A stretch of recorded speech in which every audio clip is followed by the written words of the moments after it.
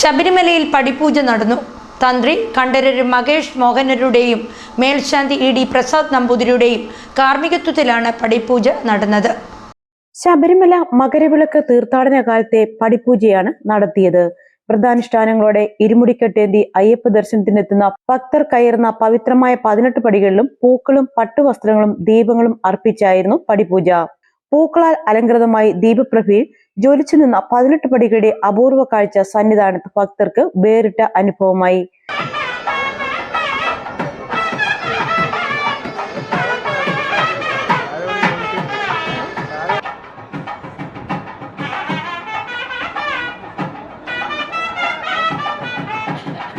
ദീപാരാധനയ്ക്ക് ശേഷം തന്ത്രി കണ്ഠരര് മകേഷ് മോഹനരുടെയും മേൽശാന്തി ഇ.ഡി. പ്രസാദ് നമ്പൂതിരിയുടെയും കാർമ്മികത്വത്തിലായിരുന്നു 1 മണിക്കൂറോളം നീണ്ട പടിപൂജ.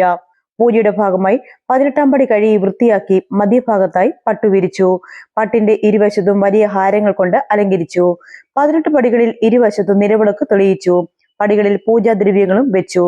പിന്നീട് ഓരോ പടികളിലും കുടികൊള്ളുന്ന മലദൈവങ്ങൾക്ക് പൂജ നടത്തി.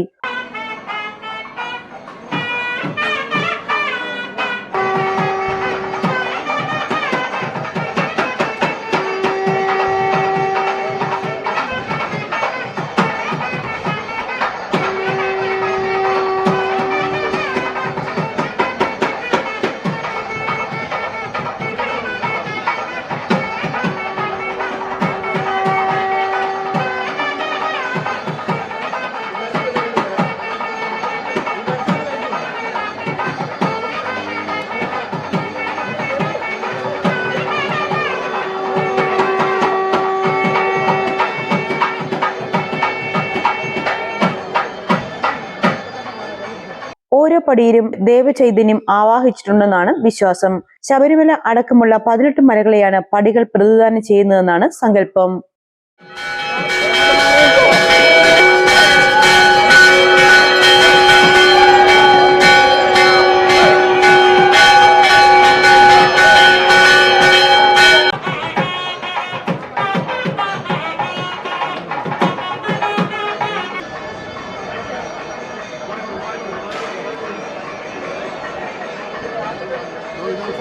Vale.